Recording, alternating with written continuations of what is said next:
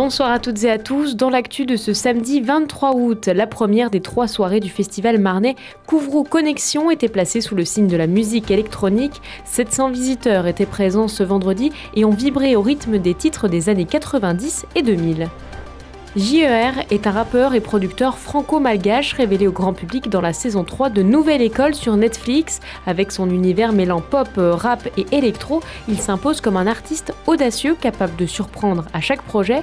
Nous l'avons rencontré.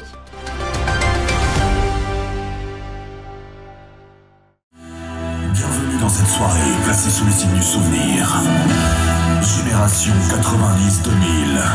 Un voyage dans le temps, au rythme des mélodies d'aujourd'hui. Pour la première soirée du festival Couvreau Connexion, DJ Mast a choisi de ramener les spectateurs quelques années en arrière.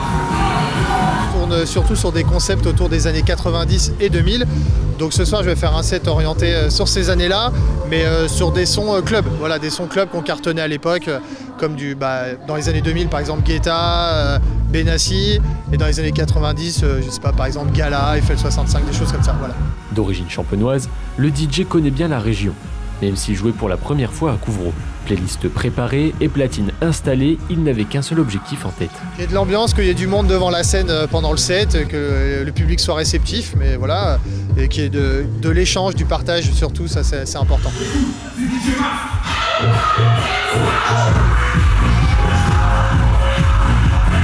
Et pour que la soirée soit réussie, c'est une centaine de bénévoles qui se sont mobilisés afin de satisfaire les festivaliers. Au niveau de l'organisation, on est dessus depuis le mois de novembre. En termes d'installation physique, on est là depuis lundi. Depuis lundi, tous les jours, 10-12 heures par jour, voire plus, parce qu'après on a tout le travail aussi derrière, travail de coordination avec les DJ, les groupes, la technique, donc ouais, c'est vraiment pas mal de boulot. Côté spectateurs, ils étaient des centaines pour cette première soirée. Tous ont apprécié l'ambiance chaleureuse de ce festival à taille humaine. On est en vacances avec mon groupe d'amis et on a vu les affiches sur la route, on s'est dit pourquoi pas, parce que ça a l'air vraiment fun et ça l'est, la musique elle est super, l'atmosphère est vraiment agréable, il n'y a pas de personne ivre pour vous ennuyer et tout le monde est vraiment super gentil. On est venu avec mon mari s'amuser parce qu'on était déjà venu l'année dernière et on a adoré, donc on vient profiter. Franchement j'adore, c'est à côté de chez nous, c'est super sympa, on rencontre nos voisins, tous les gens qu'on connaît, donc franchement c'est super. Impeccable. Moi je suis heureux là. Là je suis avec un ami, ça se passe super, c'est des sons de l'époque, on adore. Et il faudrait qu'il y ait plus de monde qui connaissent le Couvreau Connexion. C'est festif, familial, il y a tout âge quand vous regardez. Donc voilà, c'est vraiment agréable. Pour cette 4e édition, 3 soirées musicales sont prévues. Ce samedi 23 août, des concerts live seront proposés aux spectateurs. Dimanche, les familles pourront profiter de spectacles familiaux.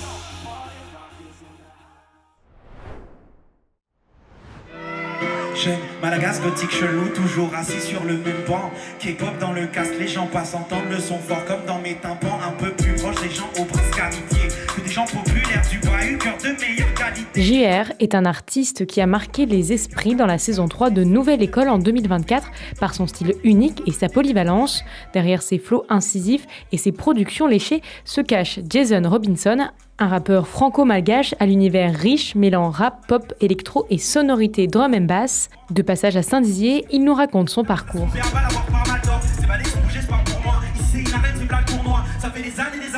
Je me définis comme juste quelqu'un qui aime bien faire de la musique et qui aime bien faire du rap, mais aussi d'autres styles. En fait, j'ai souvent du mal à me définir, à dire je suis spécifiquement rappeur ou spécifiquement beatmaker ou ceci, cela. J'aime faire de la musique et j'essaie de donner une direction à tout ça. Donc c'est un peu comme ça que je me définirais.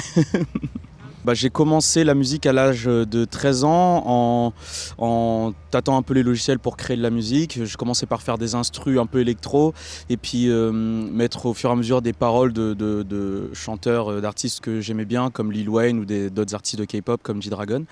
Donc je prenais leurs paroles, je les mettais juste histoire qu'il n'y ait pas juste la prod, quoi. Et puis au fil du temps, je me suis mis à écrire mes trucs, à raconter des choses, vraiment avoir des textes qui parlent de moi ou qui me font plaisir, ou des ego trips tout simplement. Et au fur et à mesure, en fait, c'est devenu ma musique, c'est devenu du JER, quoi. Et j'ai assez vite créé ce blaze-là. Puis voilà, j'ai fait plein de tremplins après, au fil du temps, des compétitions, des open mic, des petits concerts dans des bars. Et le tremplin un peu ultime, c'était la Nouvelle École, du coup. Qui était en fait un tremplin dans la suite de tous les autres tremplins que j'ai fait et qui là m'a ouvert pas mal de portes pour développer mon projet, ma carrière, quoi. J'ai marché la vie et la vie encore. J'ai ni un esprit ni un corps. J'ai vu que je n'étais pas que JER, mais aussi tous ceux qui voyaient le temps. Et quand on connaît l'impact des mots, j'ai trouvé des réponses. Toutes les questions. Quand on cherche des réponses, j'ai arrêté de parler. Là en ce moment je suis en pleine tournée des festivals.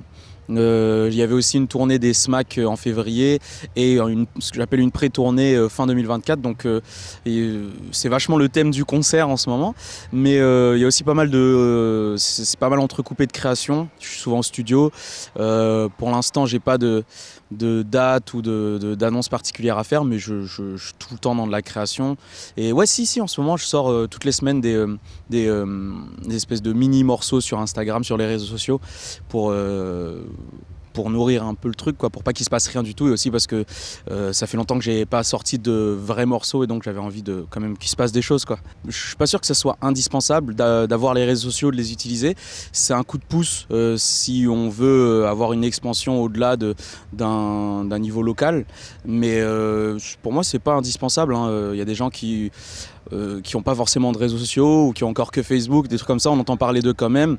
Après, effectivement, si on veut un développement dans le style d'un projet qui va un peu toucher un peu plus de monde et ouais, qu'on veut que ça soit un peu plus général, national, voire international, là je pense que oui,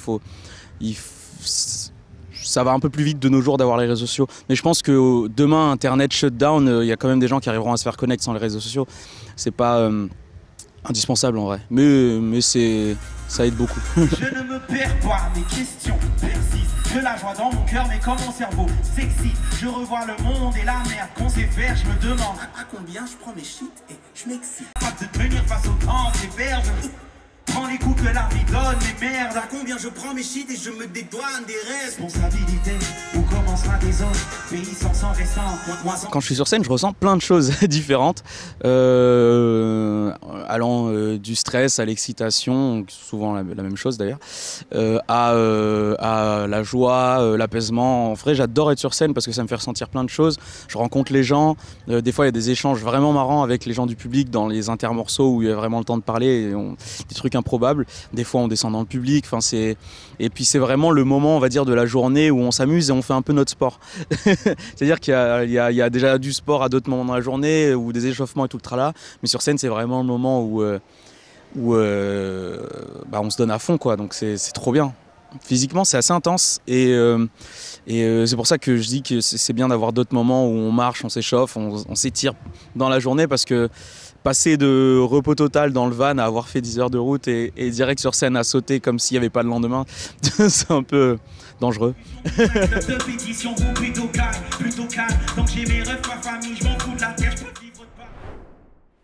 C'est la fin de cette édition, merci de nous avoir suivis. On se quitte avec ces images des vendanges dans la Marne. Depuis le début de la semaine, les vignerons récoltent le fruit d'un travail d'1 an. Si l'année 2024 a été compliquée, celle-ci s'annonce meilleure. Vous retrouverez dès la semaine prochaine nos reportages dédiés aux vendanges et aux vins produits sur notre territoire. Demain, vous retrouverez à 10h le grand JT des territoires. L'information continue sur puissancetélévision.fr et notre application mobile. Bonne soirée et à lundi.